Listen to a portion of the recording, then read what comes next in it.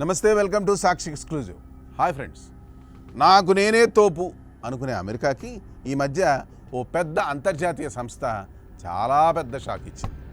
అదేంటంటే ఐఎంఎఫ్ అంటే international monetary fund సంస్థ. ప్రపంచంలోని దేశాల ఆర్థిక వ్యవస్థలను మానిటర్ చేస్తూ అవసరం ఉన్న దేశాలకు అప్పులిస్తూ ఆర్థికంగా కుదేలవుతున్న దేశాలకు హెచ్చరికలు చేస్తూ ఉంటుంది ఈ సంస్థ. కూర్చుంటే టారిఫ్, లేస్తే టారిఫ్ అని ప్రతి దేశం పైన టారిఫ్ల మోత మోగిస్తున్న అమెరికాకు ఇప్పుడు అనుకోకుండానే పెద్ద మోత మోగించింది. అగ్రరాజ్యమైన అమెరికాకు ఐఎంఎఫ్ గట్టిగానే షాక్ ఇచ్చింది. ఆ షాక్ ఏంటో, అది కూడా అమెరికాకి ఇవ్వడం ఏంటి అన్న వివరాలను ఈ వీడియోలో పూర్తిగా వివరిస్తాను. ఎక్కడ స్కిప్ చేయకుండా చూడండి. అమెరికాలోని వాషింగ్టన్ ప్రాంతంలో అక్టోబర్ 16న ఐఎంఎఫ్ ఒక పెద్ద ప్రకటన చేసింది. ఆసియా పసిఫిక్ ప్రాంతం ఆర్థిక కార్యకలాపాలు ఆశించిన దానికంటే బాగా స్థిరంగా ఉన్నాయని, అమెరికా టారిఫ్ల దెబ్బకు ఉన్నప్పటికీ ఇది బలంగా నిలబడుతోందని చెప్పింది. IMF Asia Pacific department director Krishna Srinivasan ఒక ప్రెస్ కాన్ఫరెన్స్లో ఇలా అన్నారు. ఈ ప్రాంతం మళ్ళీ గ్లోబల్ పెరుగుదలకు 60% భాగం దాదాపు కాబోతోందని, అది ఈ సంవత్సరం అలాగే 2026లో కూడా ఇలాంటి పరిస్థితి ఉండబోతుందని చెప్పారు. ఇది ఎంత పెద్ద విషయం ఒక్కసారి ఆలోచించండి. ప్రపంచంలో జరిగే పెరుగుదలలో ఆసియా మాత్రమే 60% ఉంటుందని ఐఎంఎఫ్ అంచనా వేసింది. 2025లో ఆసియా ఆర్థిక వ్యవస్థ 4.5% పెరుగుతుంది. గత సంవత్సరం 4.6% నుండి కొంచెం తగ్గినా ఏప్రిల్లో చేసిన అంచనా కంటే 0.6% పెంచారు.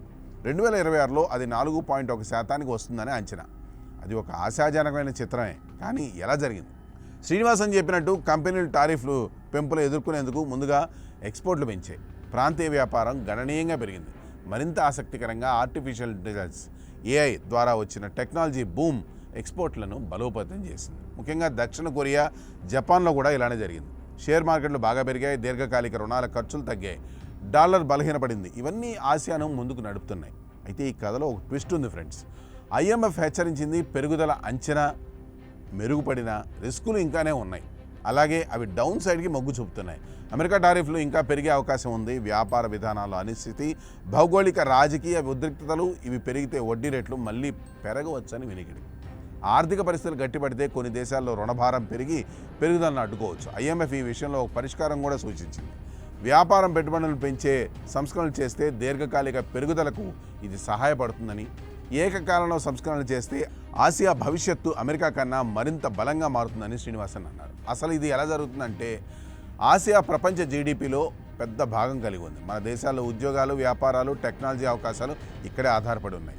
ఏఐ భూమి వల్ల జపాన్, కొరియాలో ఉద్యోగాలు పెరుగుతున్నాయి. మన భారతదేశం కూడా దాని లాభం పొందుతోంది. కానీ టారిఫ్ యుద్ధాలు పెరిగితే ఎక్స్పోర్ట్లు తగ్గి ధరలు పెరిగి మన జీవితాన్ని కష్టపడేలా చేస్తాయి. అందుకే ఈ వార్త మనకు ఒక మెసేజ్. సంస్కరణలు, సహకారం ముఖ్యం.